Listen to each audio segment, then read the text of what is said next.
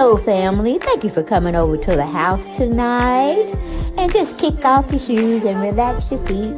Party on down to the SK beat. We're kicking, just kicking, just kicking. Okay, you don't come to another episode where we're going to be asking the question of, why you telling my business? Don't be telling my business. Why not? Because a can and a can, a can, and a wheel. Now we're off to...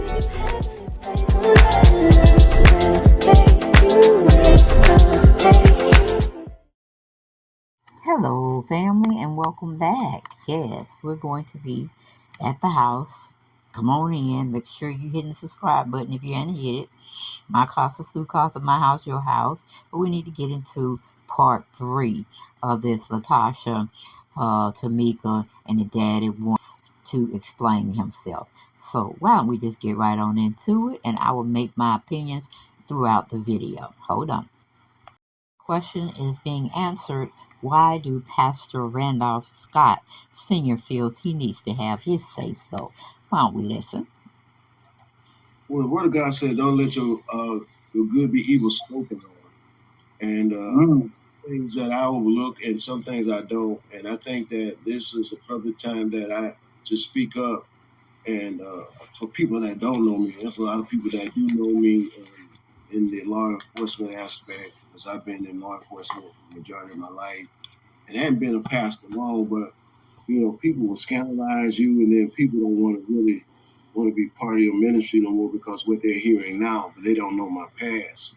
So basically, I just want people to know that there's two sides to every story. And I'm not here to bash anybody, to embarrass anybody, make it bad. Just tell my side of the story. It's up to you. Hey, if you want to listen and you want to take heed, that's up to you. That's your prerogative. Okay, and now he was asked, how does this affect his family? I'm guessing his current family he's living with, because Tamika don't have a problem with her daddy, but Latasha sings too. So let's just take a little listen of what he has to say, meaning Latasha's dad and Tamika's dad.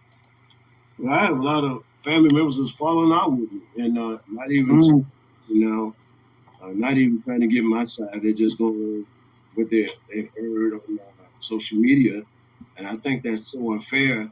Even a person that committed a crime is innocent until proven guilty, and so I've been proven guilty before, trying to let people know my side of the story. But it's not, but really, but one side is not his side or their side, it's God's side. And that's the main thing, it's righteous side. And that's why I'm here to, to show forth that it's not about me, but it's about righteousness. I love it. Now, he's saying it's about righteousness. And I'm like, okay, Pastor, why are you even in this interview? It's about righteousness. Why don't you pray on it? 2 or 3 that gets in the middle of a particular situation and pray about it. God is among them. You see what I'm saying? But God is not in none of this mess. Should you not be reading your Bible? Should you not be saving souls? But no, you're on a podcast, and it's the Juice Radio and Talk Show. So pay homage. Go on over there and see what else they got cooking up and stuff. But you on their platform wanting your side to be told, but then you saying it's a righteous thing. No, the most righteous thing to do is pray, and don't talk about it. Okay, you damn near in your what, 60s, and you sit up and worried about what's going on and what social media is saying. Hey, they're gonna talk about you. They're gonna talk about you after you gone. Okay. Hey, they talked about Jesus Christ. They crucified Jesus Christ. Do you not know the story for you to be a recent ordained pastor? I'm not understanding, Randolph. I'm not understanding, sir, at all. With your Rudolph looking self. Rudolph the reindeer around Christmas time. Okay, that's what you're giving me. That's the face you're serving me. But hold please. Okay, family. The next question was, what do he feels he should accomplish by speaking out? How is that going to make him feel better about the situation? Now let's hear what he has to say about that. Well, I feel good and to clear my name, be able to speak, and not just have to sit back and take people bashing and accusing me and not have an opportunity to speak. But basically, just me speaking make me feel better. So, in a sense, he wants to feel better about the situation. He could care less how it goes because he said you don't put it in God's hands. If he has already put it in God's hands, then leave it alone. Walk away. Don't do interviews. It has nothing to do with you. Just like you said, you was a good person. Then display that. Don't get on this podcast or any other podcast to speak your side. Because if God is for you, no man can be against you. Do you not know that, Pastor? Do you not know that? Okay, so it tells me you're straddling the fence. You are an ordained pastor. You want people to understand who you are now and not your past. Okay, but the past should make us grow, mature, and teach others not to go down the same path. But I don't know. You're not giving me that. You're not giving me that, Pastor. But let's take a one hold so we can get another question. Hold on. Now the panel is asking him, does he have any ill will or ill feelings towards his two son-in-laws because he wasn't privy to attend one of his daughter's wedding because he wasn't invited, never got an invitation. And so I guess he's saying his side of what happened and why he wasn't there.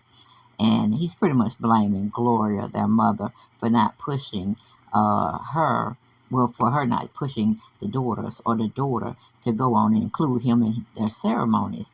Uh, so she feel like she don't have no ill will. She don't care about the man on left her. He don't move on. She don't move on. So yes, an extended invitation should have been awarded to him. And if he didn't come, that was his fault. You know what I'm saying? And keep it pushing. Let's hear what he had to say about that. Well, number one, I was only invited to one, and that was Tamika, and I think that was so selfish. Every time I saw the wedding was on social media, and so you can't fault me for not being there if I didn't know. It's the same thing with their graduations. I was to all of my kids' graduations. But my question was, okay, how can you keep something under wraps like that? If you're close to your kids, you definitely close to Tamika, shouldn't she have told you? And I'm pretty sure she would have told you that sister girl, her older sister, Latasha, is getting married because I just wanted you to know, Daddy. Now, I feel that is a side that should have been told because I don't believe he wasn't told by a family member. I mean, come on. You're not giving me the truth, Pastor. It seems like you're fibbing. But let's go on. Let's go on. Because I was notified. So that question would be no, I didn't show up because I didn't know. I was not aware. I have not received any invitation. And so I can't be held accountable for that. Oh, Okay, we're going to have to pause for 1 second, please. Oh, please. The next question from the panelists was, did he have any reservations of who his daughters were marrying at the time? And his answer is, that in front of my whole church, but he didn't ask me. Mm-hmm. And the whole church said, wow, that was an embarrassing situation. Did you see what he just said? I didn't address it. I didn't, raise sand. I didn't act up. I just took it as a grain of sand. I just said, hey, man. Well, to me, Pastor, it seems like it has rubbed you the wrong way because she has been married over 10 years, I believe, meaning Latasha, and you just now getting this ill will out to the public. Shouldn't this have been addressed where you did see your daughter at one point in time, and you probably did see your son-in-law at the time? You should have addressed it, or pretty much, you should, since he said in your church that he was marrying your daughter, your eldest daughter, but you knew nothing about it, and he didn't ask for you to have her hand in marriage. You see what I'm saying? He didn't respect you. Okay, that means he didn't like you. And you should have handled that same day, not in the pulpit, of course, but when you left church, you should have called up your daughter, or you knew where she was staying. You could have just made a surprise visit. I mean, get this stuff told to your eldest daughter what's going on versus telling social media about your feelings. And, it just is what it is. Please hold. Another question is being asked: how does he maneuver or navigate with co parenting their two eldest children with his previous wife, Gloria? And he answers. Well, let me say that we were married in March the 10th, 1972. And during that time, we got to the point where we didn't get along. We were arguing and stuff. So we both decided that it'd be best for us to go out separate ways. She started seeing someone. I started seeing someone. I started picking up the kids while they could have time together. So it was never I was jealous of him or it was a vengeance thing. I had respect. I respected her side and she respected my side. Now, after all these years, now I've been married to Angela now almost 14 years. And we've all shared, we've eaten together, we've done things together, we've gone over to my daughter's house together. I never had any idea until I saw this segment that how much she really hated me. And the bad part about this, I don't eat anybody's food that you can't stand me or you hate me. I would never do that. If I had only known that that's how she felt about me, she would never have to worry about me being around her and my two little children. My children don't understand what's going on, Daddy. And my baby daughter at 6 years old said, Daddy, why don't she get over that? She's a grown woman. My 6 year old said that.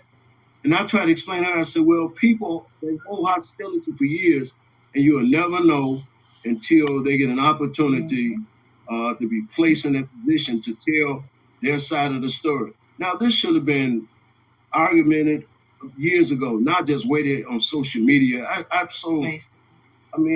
just disagree with the way things are being handled. And let me tell you something. God is so displeased with what's going on in the Scott family right now. Our family been so blessed. Our family was raised up in holiness. Our family was raised up, loving each other, doing things together. And for all this to come up, this is the devil's job to kill, steal, and destroy. And he has really done his job. And I tell you the truth, I don't have nothing to say bad, but we had good years. We had bad years. But what I tell people, when your marriage don't work, ligmo, let it go. That's right. I get it. You got to move on. Okay, and it seems like that wasn't something he should have said.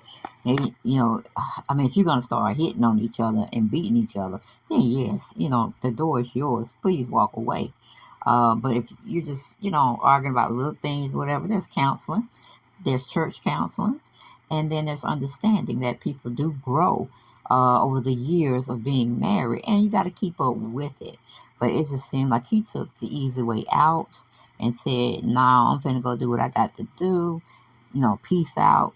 And I'm still coming to see my children. But the effects of damaging and separating a family and the kids are involved. It's just so disheartening, very, very disheartening. And I think Rudolph should have did a better job in staying in the fire until the sun rose the next day. You see what I'm saying? Because that's what this world is doing now. Everybody want to get married and everybody want to get a divorce. Just as easy it is to get in a marriage or accept a proposal of marriage, it should be restraints. And of course, unless it wasn't a situation where you were getting domestic violence was in your marriage. But if it's just because you can't stand him, he don't do this, he don't do that, you start nitpicking. No, that's not a reason to get out of marriage. But in these days and times, nobody take. Well, I ain't gonna say everybody because it's generalizing, but a majority of the people they don't take marriage serious anymore, and they don't invest in staying in the marriage no matter what. You know what I'm saying? So, only thing I say when a person has to get out of a marriage, domestic violence or someone done cheated, because you can forgive a person, but you'll never forget. You see what I'm saying? But let's pause for another question. Okay, another panelist asked a pretty good question. He wanted to know how and why Gloria, meaning his ex-wife, the daughter, the mother of his two daughters, wanted to know why she felt she was doing everything. She was the man and the woman, the mom and the dad in the relationship. She didn't ask for it. It was just thrust upon her, and she was feeling some kind of way. So they're asking the pastor what his thoughts were about leaving and the way he left the situation or the marriage, I should say. Well, me and Tamika have always been close. Tasha and her mom has always been close. So I understand that. When it was coming up, me and Tamika did things that me and Tasha never did. We went horseback riding, we did things. And it's because Tamika was more affectionate to her father. Don't mean that I didn't love Tasha less, but it was just Tamika just was a father's girl, and even to this day. And if you notice in her cookbook, if you have not gotten it, I advise you to get it. I just looked at it basically today, and a lot of the things that was in the cookbook is reflecting of her daddy, how he was, how he did this, how he came to the school. I mean, they got tired of me.